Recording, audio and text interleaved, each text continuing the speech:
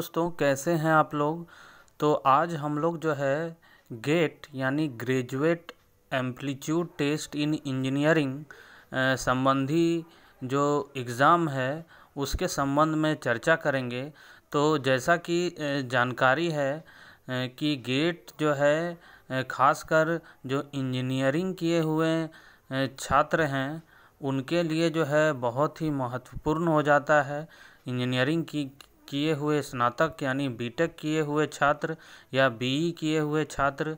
तो आज हम लोग जो है मुख्य रूप से गेट क्या है और गेट संबंधी क्या क्या जो आगे के स्कोप हैं वो हैं, साथ ही साथ जो है गेट का पैटर्न क्या है, इस संबंध में हम लोग जो है विस्तार से चर्चा करेंगे। तो जैसा कि दोस्तों आपको जानकारी है कि जो भी छात्र बीटेक या बीई का इंजीनियरिंग कोर्स करते हैं या इसके अलावा जो है साइंस स्ट्रीम से संबंधित जो है अलग अलग ब्रांचों में जो भी स्नातक की डिग्री प्राप्त करते हैं वे जो है आगे पीजी यानी पोस्ट ग्रेजुएट कोर्सों में स्नातकोत्तर कोर्सों में जो है एडमिशन के लिए गेट एग्ज़ाम देते हैं। साथ ही साथ इंजीनियरिंग सेक्टर में अगर बात करें तो दोस्तों इसका बहुत ही बड़ा स्कोप है। गेट के थ्रू जो है इंजीनियरिंग जो बीटेक या बीई के छात्र हैं वो एमटेक में एडमिशन जो है इसके स्कोर के थ्रू लेते हैं। साथ ही साथ जो है अलग अलग पीएसयू जो सेक्टर हैं तो उसमें जो है डायरेक्ट रिक्रूटमेंट जो है गेट स्कोर कार्ड के माध्यम से केवल इंटरव्यू के द्वारा जो है होता है। तो इसीलिए जो है जो भी अपीयरिंग के छात्र हैं खास ही जो फाइनल ईयर के छात्र हैं उसके लिए गेट जो है बहुत ही आवश्यक आज हो गया है, क्योंकि 30 से लेके 50% इंजीनियरिंग जो बीटेक बीई लेवल का वैकेंसी है अलग अलग PSU, private sector, government sector, infrastructure आदि क्षेत्रों में जो है गेट का वेटेज रहता है। तो आइए हम लोग जो है गेट संबंधी जो है जानकारी प्राप्त कर लें। तो सबसे पहले दोस्तों गेट जो है वो Indian institute of technology Kanpur के द्वारा जो है अभी कंडक्ट कराई जा रही है। इस संबंध में जो है अलग अलग हम लोग जो है क्या गेट संबंधी पैटर्न है और उसका जो है विस्तार से जो है जानकारी इस वीडियो के माध्यम से प्राप्त करेंगे।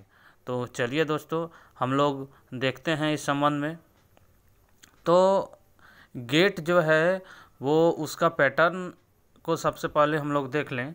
तो गेट के पैटर्न में यही है कि एग्ज़ाम ऑफ मोड जो है वो कंप्यूटर बेस्ड टेस्ट होता है बेसिकली, और ये जो है 3 आवर का ड्यूरेशन होता है। नंबर ऑफ़ क्वेश्चन जो है, नंबर ऑफ़ जो पेपर हैं या अलग अलग ब्रांच के या सब्जेक्ट के जो है स्नातक करने वाले विद्यार्थी यानी 29 विषयों के लिए जो है गेट एग्ज़ाम जो है आप दे सकते हैं। इसके अलावा जो है इसमें ध्यान देने वाली बात है, एक तो जनरल एम्पलीट्यूड और साथ ही साथ जो है कैंडिडेट सेलेक्टेड सब्जेक्ट जो है इसका जो है 2 सेक्शन होता है। इंजीनियरिंग के हिसाब से देखें तो इसमें जो है जनरल एम्पलीट्यूड इंजीनियरिंग मैथमेटिक्स और जो इंजीनियरिंग से संबंधित जिनका सब्जेक्ट जो ब्रांच है उससे संबंधित क्वेश्चन पूछे जाते हैं। टाइप ऑफ क्वेश्चन जो है ये आपका 3 टाइप के क्वेश्चन, एक है मल्टी चॉइस क्वेश्चन एमसीक्यू और मल्टी सेलेक्टेड क्वेश्चन यानी एक से अधिक इसका आंसर हो सकता है। साथ ही साथ जो है न्यूमेरिकल टाइप क्वेश्चन, 3 टाइप के जो है क्वेश्चन इसमें पूछे जाते हैं। इसमें question for testing those ability अगर हम लोग देखें तो कॉम्प्रिहेंसिव एप्लीकेशन एनालिसिस और सिंथेटिक संबंधी जो है टेस्ट के लिए विद्यार्थियों का ये गेट परीक्षा लिया जाता है।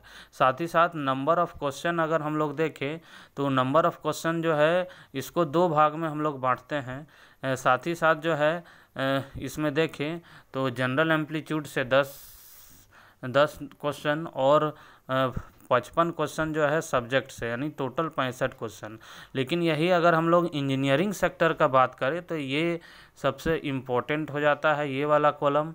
इसमें क्या है हम लोग देख लें तो इंजीनियरिंग के जो भी छात्र हैं, खासकर सिविल इंजीनियरिंग से जुड़े हुए जो छात्र हैं या अदर ब्रांच से, तो उनके लिए जो है electrical, mechanical, civil, electronic, IT sector से, कंप्यूटर इंजीनियरिंग से संबंधित जो छात्र हैं उनके लिए जो है distribution of marks in all paper. तो जो मार्क्स है वो आप देख लें कि जनरल एम्पलीट्यूड से जो है 15 मार्क्स, जनरल इंजीनियरिंग से रिलेटेड 13 मार्क्स, सब्जेक्टिव जो क्वेश्चन है ब्रांच से रिलेटेड वो 72 मार्क्स का होता है। यानी टोटल अगर बात करें तो 100 मार्क्स का, और ड्यूरेशन जो है आपका 3 आवर का, और टोटल नंबर ऑफ क्वेश्चन अगर हम लोग बात करें तो इसमें 65 नंबर ऑफ क्वेश्चन रहेगी। साथ ही साथ जो है अगर मार्क्स का हम लोग बात करें तो इसमें हम लोग देख लें कि जो मार्क्स का जो शेड्यूल है वो कैसा है। तो मार्क्स स्कीम अगर हम लोग देखें तो इसमें जो है जो भी ऑब्जेक्टिव क्वेश्चन रहेंगे, एक नंबर के क्वेश्चन रहेंगे और एक 2 मार्क्स के क्वेश्चन रहेंगे। तो इसमें दिया हुआ है नेगेटिव मार्किंग किस तरह से रहेगा। For a wrong answer chosen in multi choice question there will be marking, और यहाँ पे जो है आपका 1 मार्क्स जो है MCQ वाले में जो है 1/3 नेगेटिव रहेगा, और साथ ही साथ जिसका 2 मार्क्स है उसका जो है 2/3 नेगेटिव रहेगा। साथ ही साथ जो आपके न्यूमेरिकल टाइप क्वेश्चन रहेंगे उसमें किसी भी तरह का नेगेटिव मार्क्स नहीं रहेगा। यानी 3 तरह का मैंने क्वेश्चन बताया। एक जो है सिंपल ऑब्जेक्टिव टाइप्स 1 मार्क्स का है तो उसमें 1/3 नेगेटिव रहेगा। 2 मार्क्स का जो है मल्टी चॉइस जो है ऑब्जेक्टिव रहेगा, तो इसमें जो है आपका 2/3 नेगेटिव रहेगा। और साथ ही साथ जो है अगर न्यूमेरिकल पेपर रहेगा तो इसमें कोई जो सेक्शन रहेगा उसमें कोई जो है negative numerical type of question में नहीं रहेंगे। तो हम लोग जो है एक बार फिर से जो है पैटर्न को हम लोग देख लेते हैं। खासकर जो है मैं इस वीडियो के माध्यम से जो इंजीनियरिंग के छात्र हैं मैं उसी को जो है फोकस मान के आपको संक्षिप्त जानकारी दूंगा। तो जैसा कि जनरल एम्पलीट्यूड जो मैंने बताया उसमें रीजनिंग से संबंधित क्वेश्चन रहेंगे, जनरल एबिलिटी से संबंधित क्वेश्चन रहेंगे, वो 15 मार्क्स के। साथ ही साथ जो है इसमें आपका सब्जेक्टिव क्वेश्चन रहेंगे, वो जो है 85 मार्क्स के, और टोटल नंबर ऑफ मार्क्स जो है 100 रहेंगे, और टोटल टाइम ड्यूरेशन 180।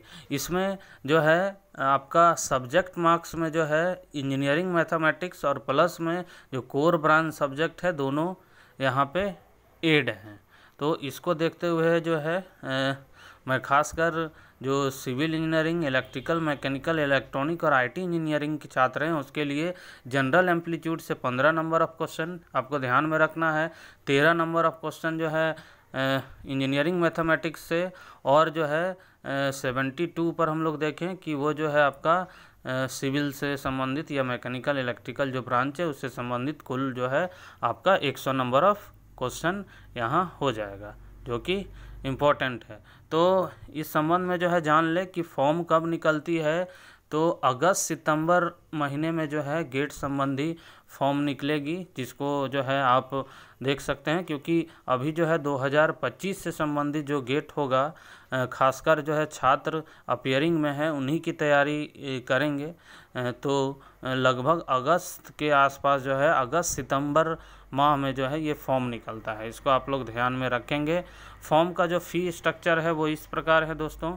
फॉर्म का फ़ी अगर आप जनरल कैंडिडेट से हैं और टाइमली फॉर्म फिलअप कर देते हैं तो आपको 1700 रुपया लगेंगे, और लेट 1 महीने के बाद जो है डेट अगर किसी तरह जो है आप टाइमिंग में पेमेंट नहीं कर सकते तो फिर अलग से जो है एडिशनल चार्ज आपको दिए जाते हैं, जो कि 500 रुपये है। तो 1700 रुपये जनरल के लिए जो है ये कॉस्ट है। अब हम लोग जो है बात करें कि इसकी एलिजिबिलिटी के क्राइटेरिया क्या क्या है दोस्तों। तो इम्पोर्टेंट है, अगर आप BE BTech किए हुए हैं और bachelor degree in engineering technology, जिसमें जो है अगर डिप्लोमा के जो छात्र हैं वो जो है डिप्लोमा प्लस 3 ईयर का जो है बीटेक का कोर्स करते हैं, और जो इंटर +2 किए हुए हैं उसके बाद 4 ईयर का जो है इंजीनियरिंग का कोर्स होता है। तो उसके जो है आप करेंटली जो है अभी या तो फाइनल ईयर में हैं, तब जो है इसके लिए आप एलिजिबल होंगे 2024 के लिए, 25 के लिए। तो ये आपका जो है मुख्य जो है एलिजिबिलिटी क्राइटेरिया है। साथ ही साथ हम लोग प्रोफेशनल बॉडी, जैसे जानकारी होगा कि the institution of engineers AMIE, जिसको हम लोग IEI कोलकाता या इंडिया भी बोलते हैं, तो जो कि आपका प्रोफेशनल सोसाइटी या इंस्टीट्यूट, सबसे बड़ा इंस्टीट्यूट या प्रोफेशनल सोसाइटी हैं। तो इस संबंध में जो है जो AMI करने वाले छात्र हैं उसको भी मैं जो है ये बताना चाहूँगा कि आप अगर AMIE यानी associate member of the institution of engineers हैं, यानी IEI जो है कोलकाता या इंडिया से आप जो है किसी भी स्ट्रीम में अगर BE की डिग्री प्राप्त किए हुए हैं या अपीयरिंग में है, तो आप जो हैं आपका गेट का एग्ज़ाम दे सकते हैं। लेकिन इन्होंने जो है आप देख सकते हैं नीचे कि इन्होंने मेंशन ये चीज़ किया हुआ है कि जिनका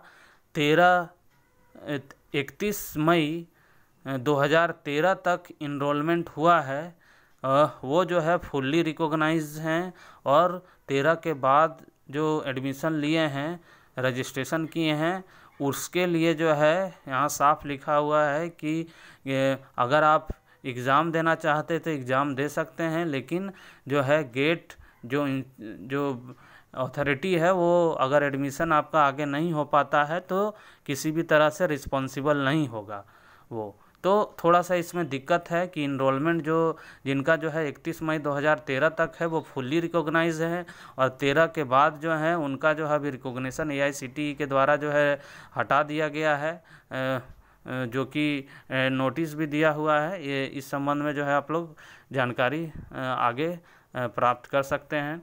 साथ ही साथ जो है और भी अलग अलग जो है प्रोफेशनल बॉडी या जो है इंस्टीट्यूट हैं जो कि आपका इस तरह का कोर्स कराते हैं।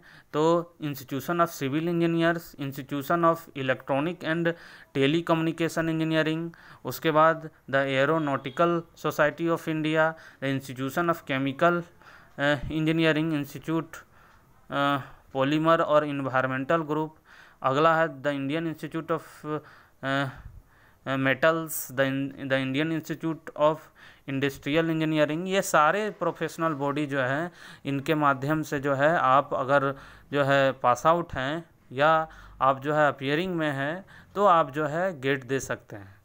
खासकर AMI के टर्म में अगर आप सेक्शन केवल A पास हैं तो B में अगर आप हैं जो ब्रांच पेपर का एग्ज़ाम होता है तो भी आप गेट दे सकते हैं। लेकिन यही चीज़ है, आगे का रिस्पॉन्सिबिलिटी 13 के बाद अगर आपका एडमिशन लिया हुआ है या रजिस्ट्रेशन है तो जो है आगे एडमिशन में आपको दिक्कत हो सकता है। साथ ही साथ अब हम लोग आगे चलते हैं, इस संबंध में थोड़ा सा जो है इसके बारे में गेट के बारे में जो है और डिटेल में हम लोग जान लेते हैं। तो एम्प्लॉयमेंट के लिए एक तो दो चीज़ है दोस्तों, एक तो हम लोग M.Tech किससे कर सकते हैं और दूसरा एम्प्लॉयमेंट के लिए। तो एम्प्लॉयमेंट सेक्टर में अगर देखें तो सेवरल पब्लिक सेक्टर अंडरटेकिंग यानी PSUs जो है गेट स्कोर के माध्यम से ही अभी जो है टेक्निकल आपके ग्रेजुएट जो B.Tech भी छात्र हैं उसका सिलेक्शन के लिए जो है एडवर्टाइजमेंट निकलता है। तो अलग अलग सेक्टर क्या हैं, तो इसमें अलग अलग जो सेक्टर हैं इम्पोर्टेंट है कि इसमें जो है आपका भारत हैवी इलेक्ट्रिकल लिमिटेड, भेल, BSNL, कोल इंडिया लिमिटेड, CIL, रेलवे संबंधित सेक्टर हैं।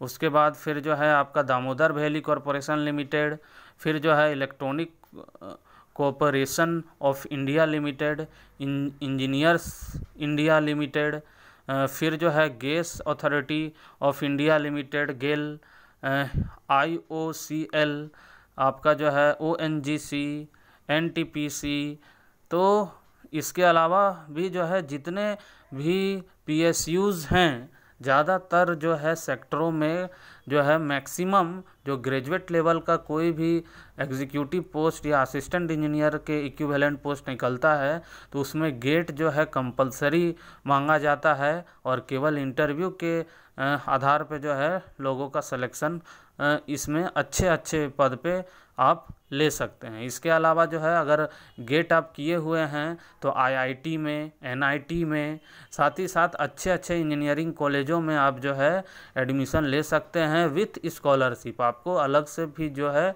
अलग अलग एडमिशन इंस्टीट्यूट में उसके चार्ज के मुताबिक जो है उसके स्टैंडर्ड के मुताबिक अलग अलग जो है आपको स्कॉलरशिप भी इस संबंध में गवर्नमेंट देती है।